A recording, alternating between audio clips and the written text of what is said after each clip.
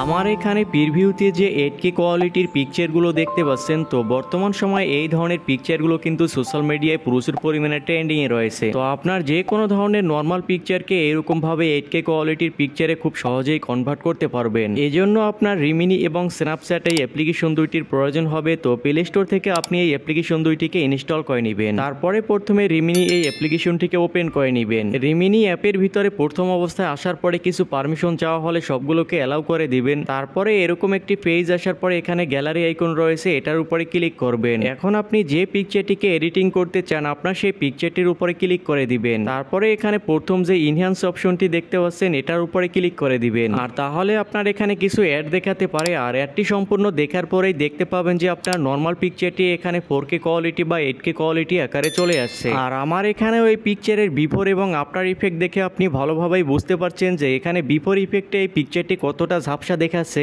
এবং এই আফটার ইফেক্টে এই পিকচারটি কতটা এইচডি কোয়ালিটি ভাবে দেখা যাচ্ছে। এখন আপনার এই পিকচারের ব্যাকগ্রাউন্ডে যে বেলার ইফেক্টটি অ্যাড হয়েছে, এই বেলার ইফেক্টটি যদি অ্যাড না করতে চান তাহলে এখানে যে ব্যাকগ্রাউন্ড অপশনটি রয়েছে এটার উপরে ক্লিক করবেন। এখন আপনি প্রথমে যদি ডিফল্ট এটার উপরে ক্লিক করে দেন তাহলে এই বেলার ব্যাকগ্রাউন্ডটি রিমুভ হয়ে যাবে। তো এখান থেকে আপনি ব্যাকগ্রাউন্ড অ্যাড করতে পারবেন, আবার ব্যাকগ্রাউন্ড রিমুভও করতে পারবেন। আর এই পিকচারটি এইচডি কোয়ালিটি হওয়ার পরে এই কালারটি যদি আপনার ফেজের সাথে ভালো না লাগে তাহলে এখানে যে কালার অপশনটি রয়েছে এটার উপরে ক্লিক করবেন। তো এখানে আপনি দুইটি কালার পেয়ে যাবেন, এই দুইটির যে কোনো একটি অ্যাড করে নেবেন। তো এইরকম ভাবে এখান থেকে এই পিকচারটিকে এইচডি কোয়ালিটি করে নেওয়ার পরে এখন আপনার এই পিকচারটিকে গ্যালারিতে সেভ করতে হবে। এই জন্য উপরে সেভ আইকন এটার উপরে ক্লিক করবেন, তারপরে এই সেভ ইমেজে ক্লিক করে দিবেন। তাহলে আপনার এখানে কিছু একটি অ্যাড দেখিয়ে আপনার এই পিকচারটি গ্যালারিতে সেভ হয়ে যাবে। তো এইরকম ভাবে আপনার পিকচারটিকে গ্যালারিতে সেভ করে নেওয়ার পরে এখন আপনাকে স্ন্যাপচ্যাট এই অ্যাপ্লিকেশনটিকে ওপেন করে নিতে হবে। স্ন্যাপচ্যাট অ্যাপের ভিতরে আসার পরে এখানে প্লাস আইকনে ক্লিক করে আপনি এই মাত্র যে পিকচারটিকে এডিটিং করলেন আপনার সেই পিকচারটি এখানে অ্যাড করে নেবেন। তারপরে এখানে নিচে যে টুলস অপশনটি রয়েছে এটার উপরে ক্লিক করবেন। তারপরে এই টুলসগুলোর ভিতরে এখানে যে এইচডিআর শেপ অপশনটি রয়েছে এটার উপরে ক্লিক করবেন। তাহলে এখানে আপনি 4টি অপশন পেয়ে যাবেন। তো এই 4টি অপশনের উপরে আপনি পর্যায়ক্রমে ক্লিক করে যাবেন। তাহলে দেখতে পাবেন 8K কোয়ালিটির যে একটা ভাইব রয়েছে